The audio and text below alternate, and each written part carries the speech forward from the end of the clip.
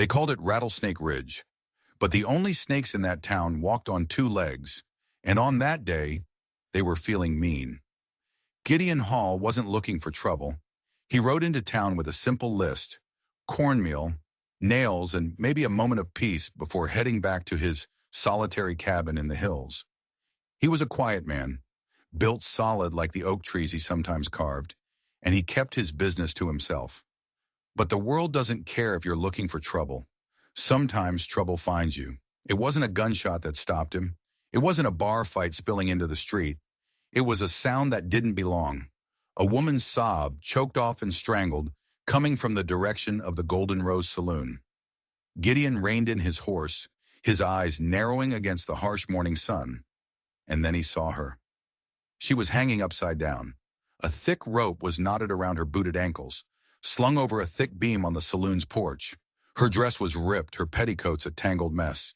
Her arms were bound tight behind her back, her wrists rubbed raw and bloody from the struggle. Blood rushed to her head, turning her face a sickening, blotchy purple. Dark hair fell like a curtain, hiding half her face. Scrawled across the bodice of her dress in what looked like charcoal were two words: "Return to sender." A small crowd of men had gathered. They weren't helping. They were laughing. One of them, a drunkard named Clyde, scooped up a handful of dust and threw it at her, calling her expired goods. The bartender leaned against the doorway, pretending to haggle over her price. Gideon didn't say a word. He didn't ask what happened. He didn't need to. He swung off his horse, the leather of his saddle groaning in the sudden silence. He didn't walk. He stalked. Each step on the wooden sidewalk was deliberate, a drumbeat of impending violence. He reached his belt, but he didn't go for his pistol. He pulled his hunting knife. The blade was long, worn from skinning deer and carving wood. It wasn't a fighting knife, but in his hand, it looked deadly. "What do you think you're doing, Hall?" Clyde sneered. He was a big man who thought his size made him important. "She ain't yours." Gideon didn't look at him. His eyes were fixed on the knot above the woman's ankles. He stepped onto the porch and with a single clean slice cut the rope. She fell to the ground with a heavy, sickening thud. A pained groan escaped her lips.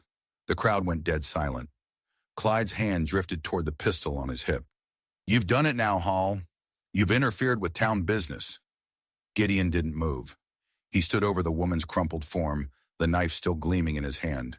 His voice was low, a rumble of thunder in the quiet street. "You touch that iron, Clyde," he said, still not looking at him, "and you'll be dead before you clear the leather." He paused, letting the words hang in the air. "And I won't miss." You could have heard a pin drop. Clyde, for all his bluster, was a coward at heart. He spat on the ground, muttered something under his breath, and backed away. The other men suddenly found somewhere else to be, melting back into the shadows and doorways of the town. Gideon knelt beside the woman. He still hadn't seen her face clearly, hidden by that thick curtain of dark hair. "Ma'am?" he asked gently. No answer. Her breathing was shallow, her whole body trembling uncontrollably. He took off his heavy duster and draped it over her, covering her torn dress and what was left of her dignity. She flinched at his touch, a small, wounded animal. Then slowly, she lifted her head. He finally saw her face. She was young, maybe 25. There was a long, ugly cut on her cheek, and her lip was split. But it was her eyes that caught him. They were the color of a stormy sky, and they weren't filled with fear. They were filled with pure, unadulterated rage. "You come to finish the job?" she rasped, her voice dry and cracked. Gideon shook his head. "No, ma'am," he said, his voice softer than he thought possible. "I came to end it." But as he helped her sit up, his hand brushed against the small of her back, under the fabric of her torn dress. He felt it for just a second, a raised, intricate pattern of scarred flesh. It wasn't a ranch brand. It wasn't an accident. It was a symbol, one he hadn't seen in a very, very long time. And in that instant, Gideon knew this was about more than a mail-order bride gone wrong. He knew this woman was not who she seemed. And he knew that by cutting that rope, he hadn't just ended a moment of cruel sport. He had just declared war. He got her to the water trough and gently washed the dust and blood from her face with his bandana. She didn't fight him, but she didn't help either. She just sat there, rigid and silent, watching his every move like a hawk. Every time he moved too quickly, she'd flinch, her hands balling into fists.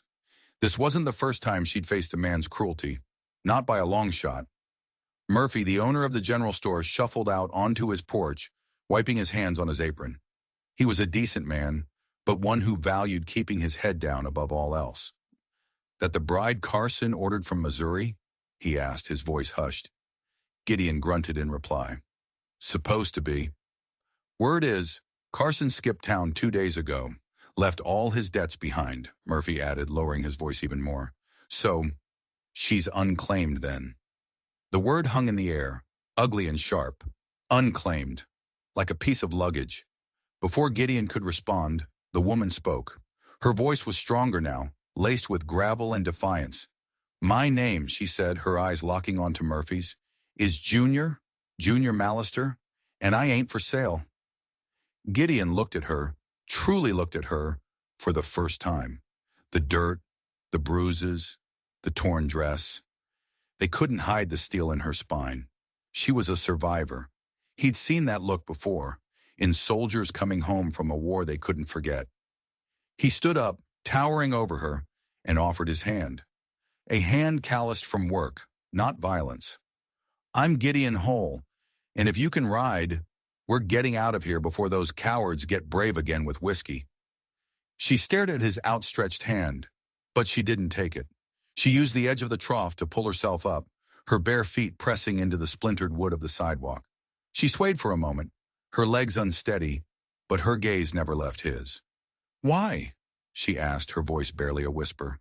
"Why would a stranger care?" Gideon didn't have a fancy answer. He didn't have a speech about justice or honor. He just gave her the plain, simple truth his mother had beaten into him since he was a boy. "Because," he said, his voice steady, "I was raised to be the knife that sets someone free, not the hammer that put them there." Junior stared at him for a long, silent moment. She searched his face, his eyes, looking for the lie, the angle, the hidden price. "What would you have done in her place? Would you trust him? Let me know in the comments below." After what felt like an eternity, she gave a single, sharp nod. "All right then, Gideon Hole," she whispered, the name sounding strange on her lips. "I'll ride." She didn't ride behind him like rescued cargo. She rode beside him on Carson's abandoned horse, which Gideon had retrieved from the livery. She sat tall, her back ramrod straight, his duster wrapped around her like a queen's robes. As they rode out of Rattlesnake Ridge, leaving the whispers and stares behind them, a silent understanding passed between them. This wasn't over. It was just the beginning. As they cleared the last of the town's sorry excuses for buildings, Junior spoke, her voice low. "They'll come for me." "The men from the saloon?" Gideon asked, scanning the horizon. She gave a short, bitter laugh. "Them? They're flies. Annoying, but harmless." She paused, and when she spoke again, a chilling seriousness had entered her voice. "The ones who sent me are wasps, and you just kicked their nest." Gideon's cabin was small, just 2 rooms nestled in a grove of aspens, with a stone chimney that smoked when the wind blew just right. To him, it was home. To Junior, it must have looked like another cage. She slid off the horse before he could help her movements stiff but deliberate. "I can take the barn," she said. Not a request, but a statement. "You'll take the bed," he countered, already moving to unload his supplies. "I've got a cot. The stove works. There's water in the basin." She stood frozen in the doorway, her silhouette framed by the fading light. She looked at the simple, clean room, the neatly stacked firewood, the half-finished carving of a hawk on the mantelpiece, the worn Bible next to a tattered journal on a small shelf. There were no locks on the inside of the door. Her shoulders, which had been tense enough to snap, lowered by a fraction of an inch. "What do you want from me?" she asked, the question she'd probably been forced to ask a dozen men before him. "Not a thing," he said, not turning around. "Just that you don't die on my doorstep. It'd be a chore to dig a grave in this rocky soil."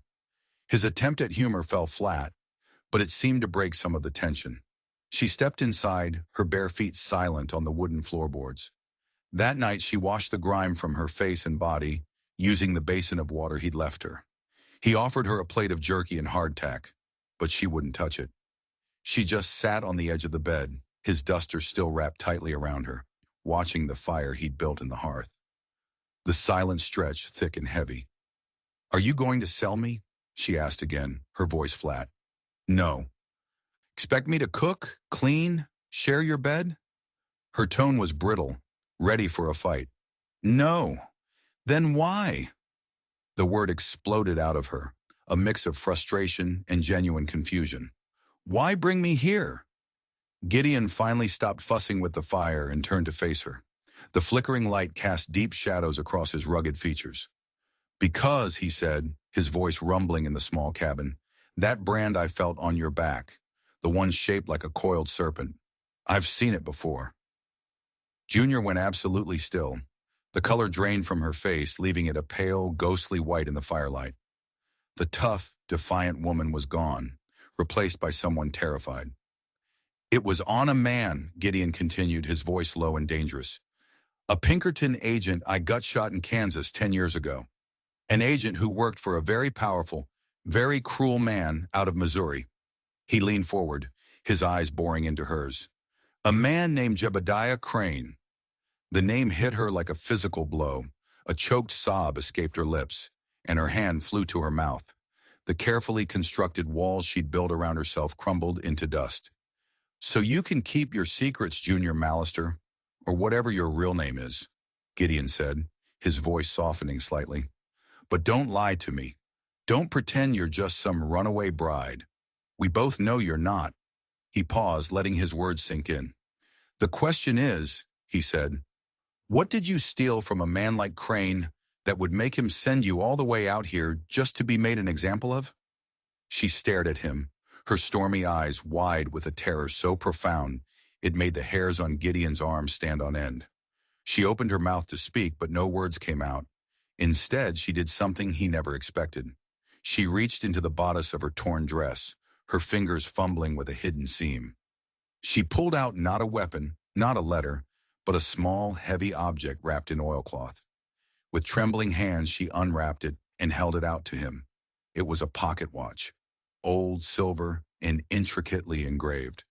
But it wasn't the craftsmanship that made Gideon's breath catch in his chest. It was the initials engraved on the cover. E. H. Elijah Hole. It was his father's watch, the watch he'd been wearing the day he was murdered on the road from St. Louis, a crime that had gone unsolved for 15 long years. The silence in the cabin was so thick you could have cut it with a knife. Gideon stared at the watch, his mind reeling. 15 years. 15 years he'd hunted for a clue, a whisper, anything that could lead him to his father's killer. And here it was, in the trembling hand of a woman he cut down from a rope just hours ago. "Where?" he said, his voice a low, dangerous growl. "Did you get this?" Junior flinched, pulling her hand back as if the watch had burned her. "He gave it to me," she whispered, her eyes darting toward the shadows in the corners of the room. "He? Who is he?" Gideon demanded, taking a step closer. "Crane," she breathed. "Jebediah Crane. He gives them to his favorites. Trophies, he calls them. Things he's acquired over the years." Gideon felt a cold, hard knot form in his stomach. His father hadn't just been robbed and killed. He'd been a trophy for a monster. The quiet life he had tried to build for himself, the peace he had sought in the solitude of the mountains. It was all a lie. The past had never been buried. It had been waiting. He sank into his chair, the strength draining from his legs. He looked at Junior, truly looked at her, the brand on her back, the watch, the terror in her eyes. It was all connected. She wasn't just running from Crane. She was a piece in a game Gideon hadn't even known he was playing. "He sent you here to be my bride?" Gideon asked, the pieces clicking into place with sickening clarity. "That was no accident, was it?" She shook her head, tears finally tracing clean paths through the grime on her cheeks. "No. The man Carson, he worked for Crane. It was a trap. Crane found out who you were, that you'd been asking questions about your father's death years ago. He wanted to send you a message. He wanted you to find me, broken and disgraced, marked as his property. He wanted you to know he could touch you anywhere, anytime." The cruelty of it was breathtaking. It wasn't enough for Crane to have killed his father. He had to twist the knife, to turn Gideon's own grief into a weapon against him. To send a woman bearing his father's stolen watch as a mail-order bride was a level of monstrous arrogance Gideon could barely comprehend. So the men in town, they were paid, she whispered. Briggs, the bartender. Clyde. Crane's money bought them cheap. They were supposed to humiliate me, to make sure the message was delivered loud and clear before Carson even showed up. But you weren't supposed to interfere. Gideon leaned back, the rough wood of the chair pressing into his spine. He looked at the fire, at the watch, at the terrified woman on the bed. He had thought he was saving a stranger, but he hadn't been. He had been saving the bait in a trap set just for him, and he had walked right into it. He said nothing for a long time. He just stoked the fire, his mind a whirlwind of grief and rage. Finally, he stood up and laid his own blanket down by the hearth. He was too restless for the cot. He slept on the floor that night, or rather he stared into the darkness, his hand never far from the butt of his pistol. He wasn't just protecting the woman anymore. He was protecting himself from the ghost that had just walked back into his life. When he woke just before dawn, the cabin was cold and silent. The place on the bed where Junior had been was empty. His duster was folded neatly at the foot of it. She was gone, but she hadn't just disappeared. On the small wooden table, next to the half-carved hawk, lay his father's silver watch, and beside it, scratched into the wood with the tip of a knife, was a single word: run. Gideon was on his horse within minutes. He wasn't a tracker by trade, but he knew the land. He knew the signs, and her trail was easy to follow. She was on foot, heading south toward the bluffs, toward nowhere. She had no food, no water, no weapon. It was suicide. He found her at noon. She was standing at the edge of a deep ravine, the wind whipping her torn dress around her legs. She looked small and fragile against the vast, unforgiving landscape. She turned as he approached, and the look in her eyes was no longer fear. It was a cold, hard resignation. "Go back, Gideon," she said, her voice steady despite the wind. "Not without you," he said, swinging off his horse. "You don't understand," she cried, her voice breaking. "He won't just send bounty hunters. He'll send the Pinkertons. He owns them. They have warrants, forgery, theft. They'll say I stole the watch. When they find me with you, they'll kill you. They'll call it resisting arrest, and no one will ever question it. That's his real message." Gideon stopped a few feet from her. "Then let them come," he said, his voice calm as a frozen lake. "I stopped running from Crane a long time ago. I just didn't know his name until last night." "You'll die," she screamed, gesturing wildly at the empty wilderness around them. "For what? For a woman you don't even know?" "I know you're not a thief," Gideon said simply, "and I know you're carrying my father's memory. That's enough for me." A storm of emotions crossed her face: disbelief, fear, and something else he couldn't quite name. Hope, maybe? It was a dangerous thing in a world like this. "I have nothing," she whispered, her shoulders slumping in defeat. "I have no money, no name, nothing to offer you." "You've got the truth," Gideon said, taking another step closer.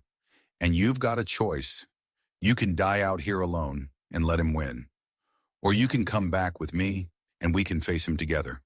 We can make him answer for what he did to my father, and for what he did to you." She stared at him, her chest rising and falling with ragged breaths. The wind howled around them, a lonely, mournful sound. For the first time since he'd met her, she looked past the immediate danger, past the next hour, the next day. She looked at him and saw not a rescuer, not a threat, but an ally. Something shifted in that moment. A bond was forged between them, not of romance or pity, but of shared purpose. It was a bond built on a foundation of vengeance. "All right, Gideon," she said, her voice quiet but firm. "Together." They rode back to the cabin in a charged silence. The game had changed. It was no longer about her survival. It was about justice. As they neared his cabin, Gideon saw something that made him pull his horse to a sudden halt. The door to his cabin was slightly ajar, And there were fresh horseshoe prints in the dirt outside. Not his. Not the horse Junior had ridden. Someone else. Someone had been there. Someone was waiting. Gideon drew his pistol, his eyes scanning the windows. The tree line. "Stay here," he whispered to Junior. But as he dismounted, a voice called out from the cabin. It was a man's voice, calm and steady, with an accent Gideon couldn't quite place. "No need for that, Mr. Hall. We're not here to harm you." Slowly, a man stepped out of the cabin. He was tall and thin, dressed in a dusty but well-tailored suit. He wasn't a gunslinger. He looked like a lawyer or a banker. He held his hands up, showing they were empty. "My name is Alistair Finch," the man said. "I'm an associate of Mr. Crane's. He was concerned about the delivery of his property. He sent me to ensure the transaction was completed." Gideon kept his pistol leveled at the man's chest. "She's not property." Finch gave a thin reptilian smile. "A legal distinction, perhaps, but the fact remains, she belongs to him, under contract." He glanced at Junior, who had moved to stand just behind Gideon, her face a mask of stone. "He is, however, a reasonable man. He understands that you've been inconvenienced. He is prepared to offer you compensation for your troubles." From behind Finch, another man stepped out. This one was built like a brick outhouse, with a flat, broken nose and dead eyes. He was carrying a small, heavy-looking leather satchel. He set it on the ground and opened it. It was filled with gold coins, more money than Gideon had ever seen in his life. $5,000, Finch said, his voice smooth as silk. "A small fortune, enough to buy a real ranch. Hire a dozen hands. Forget you ever saw the girl. Just turn her over and ride away. A clean and simple solution for everyone." Gideon stared at the gold, gleaming in the afternoon sun. It was a king's ransom. It was a way out. A new life, far away from Crane and his ghosts. Junior's breath hitched behind him. She knew what this was. This was the ultimate test. Was his talk of justice just that? Talk? Or was it something he was willing to die for? Gideon looked from the gold to Finch's smug face, then to the silent brute standing beside him. He thought of his father's watch. He thought of the brand on Junior's back. He thought of her, hanging upside down, while the world laughed. He slowly lowered his pistol. Finch's smile widened. The brute relaxed his stance. Junior's heart sank. Then Gideon spoke, his voice quiet but carrying the weight of absolute certainty. "Tell your boss," he said, his eyes locking with Finch's, "that when I see him, the only gold he'll be dealing with is the price on his own head." He raised the pistol again, but he didn't point it at Finch. He pointed it at the bag of gold, and he pulled the trigger. The shot echoed through the valley. The leather satchel exploded, sending gold coins scattering into the dirt and dust like useless pebbles. Finch's smile vanished. The brute's hand went to his gun. "Now get off my land," Gideon snarled, "before I decide to plant you on it." Finch stared at him, his face a mixture of shock and fury. He had miscalculated. He had thought Gideon Hall was a simple farmer who could be bought. He realized, too late, that he was dealing with something else entirely. Without another word, Finch and his man turned, mounted their horses and rode away, leaving the scattered gold glinting in the dirt. Gideon stood there for a long moment, the smell of gunpowder sharp in the air. He had just thrown away a fortune. He had just signed his own death warrant. He turned to Junior. She was looking at him with an expression he had never seen before. It was a look of awe, of disbelief, and of fierce, unwavering loyalty. "They'll be back," she said softly. "I know," Gideon replied, holstering his pistol. "But this time, we'll be ready." He walked over to the scattered coins and picked one up, wiping the dirt from its face. He looked at it for a moment, then tossed it to Junior. She caught it instinctively. "What's this for?" she asked.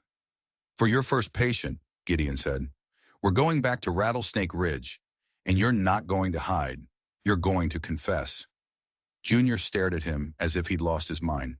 "Confess? They'll hang me." "No, they won't," Gideon said, a grim smile touching his lips for the first time. "You're going to tell them everything. About Crane, about the brand, about the trap. But you're going to do it in front of the one man in that town Crane can't buy." "Who's that?" she asked, bewildered. "Sheriff Ellery," Gideon said. Because 15 years ago, Ellery was the young deputy who found my father's body on the road from St. Louis, and he's been looking for a reason to find his killer ever since. He turned and looked back toward the town, his jaw set. And we're about to give him one. The ride back to Rattlesnake Ridge was different. There was no fear, no hesitation. There was a cold, hard purpose driving them forward. When they rode down the main street, people stopped and stared. They saw the same man and the same woman from the day before.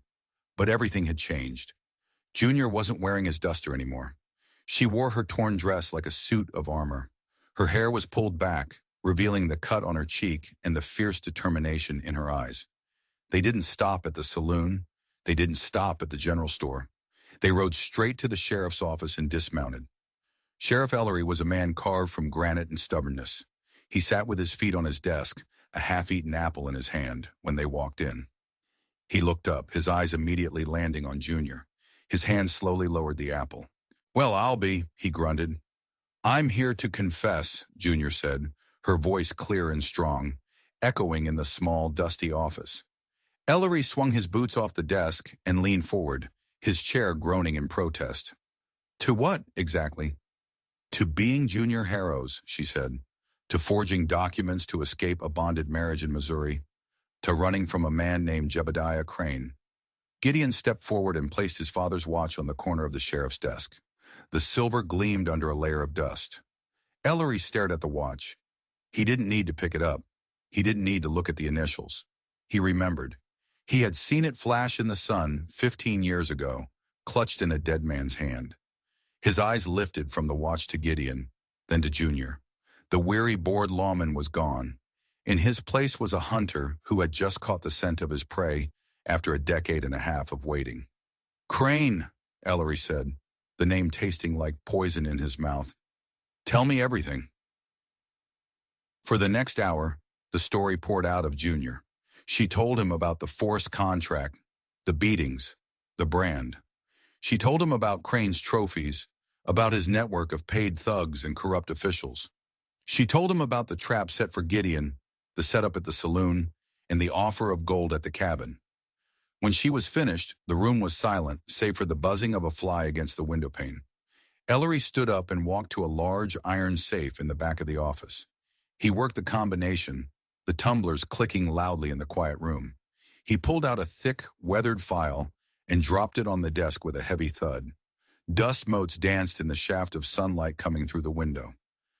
3 weeks ago, he said, his voice a low growl, I got a wire from Missouri.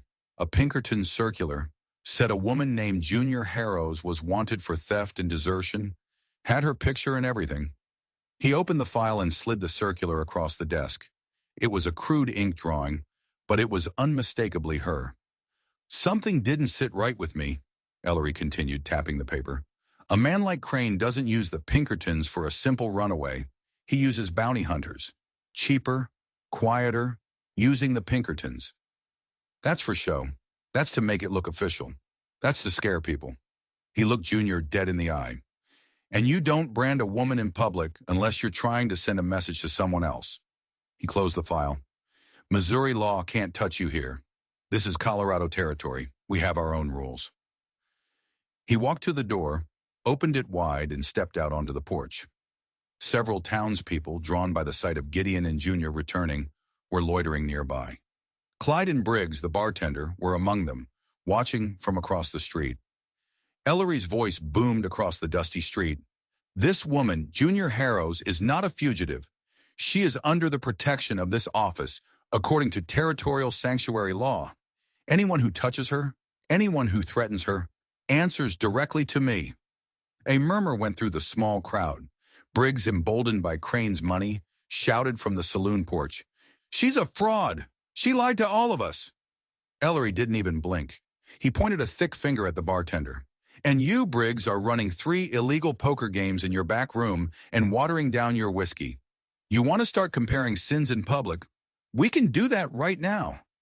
The crowd snickered. Briggs's face turned beet red, and he stomped back inside his saloon. Ellery stepped back into his office and closed the door. He looked at Junior, a new respect in his eyes. So, what now? Now, Junior said, her voice steady. We prepare, because he's coming, and he won't be sending lawyers next time. As if on cue, the telegraph machine in the corner of the office, which had been silent for days, suddenly clattered to life. The operator from next door, a young man with a green visor, burst in a moment later, his eyes wide with alarm. Sheriff, a wire just came through for you. It's from the U.S. Marshal's office in Denver. Ellery took the slip of paper and read it. His face, already grim, darkened into a thundercloud. He looked up at Gideon and Junior. It's a federal warrant, he said, his voice heavy. Signed by a territorial judge. It authorizes the arrest of Junior Harrows and any who harbor her. It names Jebediah Crane as the plaintiff. He crumpled the paper in his fist. They're not sending Pinkertons. He paused, and the next words dropped like stones into the silent room. They're sending the cavalry. The news hit the small office like a physical blow. The cavalry. Not a posse, not a handful of marshals. An army. Crane wasn't just powerful. He had the kind of influence that could move federal troops. This wasn't about a runaway woman anymore. This was about a rich man using the full weight of the United States government to crush a tiny, insignificant town that dared to stand in his way. How long do we have? Gideon asked, his voice tight. The wire was routed through Sterling. They'll be coming from the east. 2 days. 3 if we're lucky, Ellery said, running a hand over his tired face. There's a full company stationed at Fort Morgan. We have to run, Junior said, her newfound courage faltering. We can head for the mountains. They'll never find us. No, Gideon said, his voice firm. He looked at the sheriff. You gave her sanctuary. You made a promise in front of the whole town. If we run, what does that make you? What does that make this town? Ellery met his gaze, and a flicker of his old stubborn pride returned. It makes us liars, he grunted, and I'll be damned if I let a pig like Crane turn me into a liar. He slammed his fist on the desk. He wants a fight. We'll give him one. But we can't do it alone. That night, they held a town meeting in the small clapboard church. The air was thick with fear and anger. Ellery laid it out for them, plain and simple. He told them about the warrant, about the cavalry. He didn't sugarcoat it. He told them they could hand Junior over, and the trouble would likely pass. Or they could stand their ground and risk everything. The room erupted. This ain't our fight, shouted one man from the back. She brought this on us. They'll burn the town to the ground, cried a woman, clutching her children close. Briggs, the saloon keeper, stood up, his face slick with sweat. I say we give her to them. She's nothing but a common criminal. Then Murphy, the quiet store owner, stood up. All eyes turned to him. 3 days ago, he said, his voice surprisingly strong, I watched a group of our own neighbors string that girl up for sport. I stood on my porch and I did nothing. I was a coward. He looked around the room, meeting the eyes of the other men who had been there. We were all cowards. Now we have a choice. We can be cowards again, or we can be the men Sheriff Ellery thought we were when he took the badge. A silence fell over the room. Then a new voice spoke. It was Junior. She had been standing silently at the front with Gideon and the sheriff. She stepped forward, her hands clasped in front of her. You don't know me, she began, her voice shaking but clear. And what you've heard is true. I came here under a false name. I broke the law, but I did it to survive. The man who is coming isn't interested in justice. He's interested in power. He wants to own people. He wants to own me. She took a deep breath. If you turn me over to him, he won't stop. He'll own this town too. He'll know he can crush you anytime he wants. Your sheriff, your laws, they'll mean nothing. Today he comes for me. Who does he come for tomorrow? Her words hung in the air, a stark and terrifying truth. It was Mrs. Havley, the elderly schoolteacher, who broke the silence. She stood up, frail but unbowed. That girl, she said, pointing a bony finger at Junior, sat with my sister for 2 nights straight when the fever took her, brewing herbs and cooling her head when the doctor wouldn't even come near. She asked for nothing in return. She looked around at the faces in the pews. I don't know what laws she broke, but I know what kind of heart she has. I say we stand for her. One by one, like sparks catching in dry grass, others began to stand. The blacksmith, whose son Junior had stitched up after a fall, a miner whose cough she had treated with a poultice, the women who had seen the terror in her eyes and recognized it as their own. By the end, almost the entire town was on its feet, not as a mob, but as a community. They had found something to believe in. The next 2 days were a blur of activity. Under Gideon's quiet direction, they began to fortify the town. They weren't soldiers, but they were hard-working people who knew the land. They barricaded the ends of the main street with wagons and barrels. They took up positions in the upper windows of the hotel and the general store. The women and children prepared bandages and carried water. Gideon and Junior worked side by side. In the quiet moments, they talked. He told her about his father, a kind man who taught him how to carve wood and read the stars. She told him about her life before Crane, a life of poverty but not of despair, and of a younger sister she had been forced to leave behind. They were two broken pieces of a world that had tried to crush them, finding that together they might just be whole. On the morning of the third day, a rider was spotted on the eastern ridge. They had come. It wasn't a full company. It was a platoon, maybe 30 soldiers in blue uniforms, their sabers and carbines gleaming in the morning sun. They rode with precision, a stark contrast to the ragtag group of farmers and shopkeepers waiting for them. At their head rode two men. One was an army captain, his face stern and professional. The other, riding a fine black stallion, was Jebediah Crane. He had come to watch his victory in person. The soldiers halted at the makeshift barricade. Sheriff Ellery, with Gideon at his side, walked out to meet them. Junior watched from the window of the sheriff's office, her heart pounding against her ribs. "I am Captain Marcus Thorne of the United States Army," the officer announced. "I have a federal warrant for the arrest of a fugitive known as Junior Harrows. Stand aside." "With all due respect, Captain," Ellery said, his voice steady, "this is a territorial matter. That warrant is based on false testimony. The woman has been granted sanctuary." Crane laughed, a rich, arrogant sound. "Sanctuary? You're hiding a wanted criminal, Sheriff. That's obstruction of justice, a federal crime." He looked past Ellery, his eyes scanning the rooftops, the windows. "You and this entire pathetic town will burn for this?" "The only criminal I see here, Crane," Gideon said, his voice ringing out, "is you, the man who murdered my father, Elijah Hole, 15 years ago." Crane's smile faltered for a fraction of a second.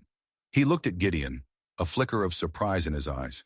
"I have no idea what you're talking about." "You took his watch," Gideon continued, his voice rising in intensity, "a silver watch with the initials E.H. on the cover. You kept it as a trophy." Captain Thorne looked from Gideon to Crane, a hint of uncertainty on his face. This was supposed to be a simple fugitive retrieval, not a 15-year-old murder accusation. "This is ridiculous," Crane sneered. "The man is delusional." "Am I?" Gideon shouted, his voice echoing down the street. "Then show him. Show the captain the watch you carry in your vest pocket every single day." Every eye, including Captain Thorne's, turned to Crane. Crane's hand instinctively went to his vest, then froze. A cornered look flashed in his eyes. He had been so sure of his power, so arrogant in his victory, that he had never considered his own trophies could be used against him. "This is not a courtroom, Mr. Hall," Captain Thorne said sternly, though his eyes were still locked on Crane. "I have my orders. Surrender the fugitive, or we will take her by force." "Then you'll have to go through us," Ellery said, drawing his pistol.